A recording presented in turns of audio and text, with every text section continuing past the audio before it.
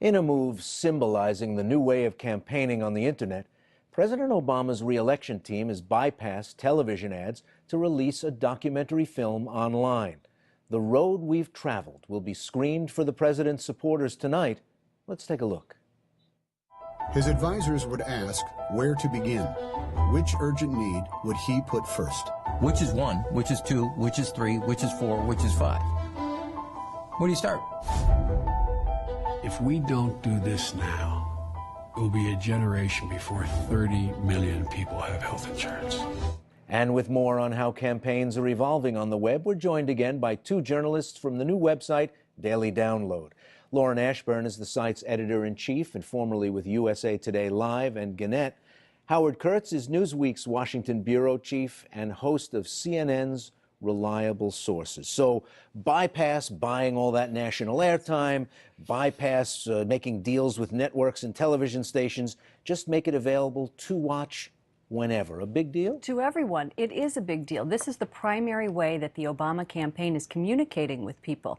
They feel like if they could put it in a place on YouTube or Facebook where you have similar people who like Obama, who then forward it to their friends and so on, that they will get more traction that way. And this is a classic case, although the campaign is billing this as a documentary film. I mean, clearly this is sheer propaganda, even if it is produced by an Oscar-winning director. And you can just tell from that clip, it's the stirring story of a brave president who overcame a fiscal calamity. Very effective, and people can watch it. And they don't have to depend on networks showing 20 seconds, 30 seconds, 40 seconds, people watch the whole thing. And it's also a great tool for fundraising for them, because if you go to Obama's website where they are playing the trailer and then will ultimately be playing the documentary, you actually have to give your email address before you can watch the trailer. Otherwise you can't get access? Well, it's a little tricky to get out of there. I was trying to sort of pull my iPad one way and get out, but you can't do it. So they are using this as sort of the new one-click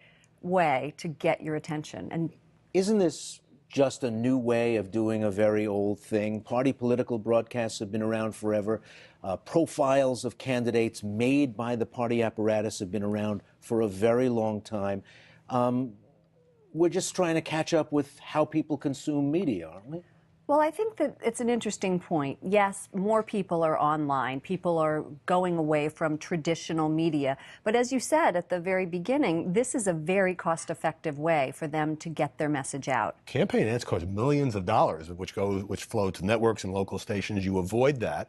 And also, they have all kinds of bells and whistles the Obama re-election campaign does. For example, if you watch a YouTube video provided by Obama that's about Illinois, a list of your Facebook friends from Illinois pops up, and you can click a button and you can share the video with them. So it's, as Lauren says, a good organizing tool. And fundraising.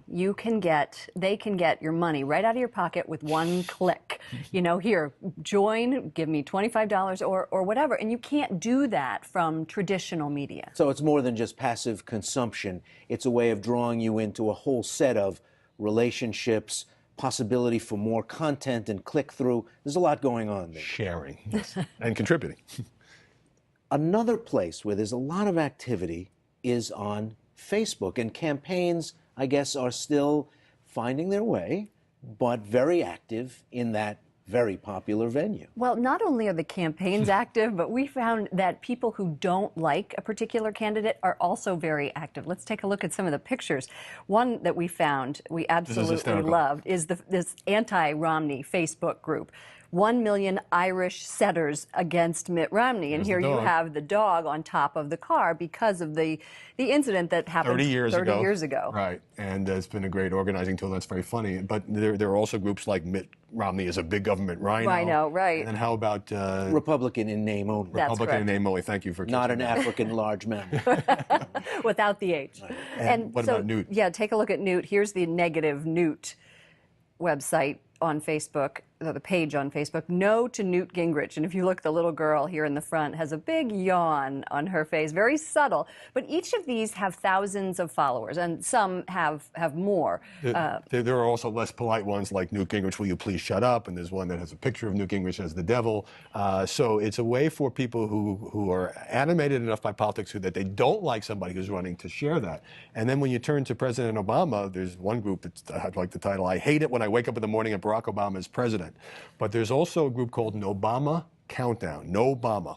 226,000 people liked it, and there you can buy T-shirts and caps. Again, it's commerce, picture right? of the president with a red slash. Right, and if you take this out of the realm of people who don't like the candidates and actually take it to people who do and the campaigns themselves and their own website, President Obama is by far ahead of all of the other candidates. He has almost 26 million likes on his Facebook page. And if you look at the other ones, Gingrich is, about 300,000, Romney not very high. Romney's $1.5 million. Right, that's right. and Santorum's about 175,000. But of course, Obama's been president for almost 4 years and has had time to build this infrastructure. So, do we know yet, or are we going to have to sort of live our way into this, whether this is more substantial than just clicking on like and being one of the nominal members of a site with 1.5 million people? Right, Does it turn into anything? Right. I feel the problem with this kind of advocacy is, and journalism, as some are calling this, documentary, is that you only get one side of the story. And instead of being able to be presented with both sides of the story, it's very polarized, a la Fox News on the right, MSNBC on the left, and it has that same feel that you only get the information online that you want to get. I don't know that anti-Gingrich or Romney or Obama group on Facebook that has a lot of people liking it is going to have a big impact on the campaign. But this is how people organize themselves these days online. They create a sense of community. They share information. Sometimes the information might be slanted or biased or completely inaccurate. But you have to play in this arena. That's why the campaigns are devoting a lot of attention to Facebook.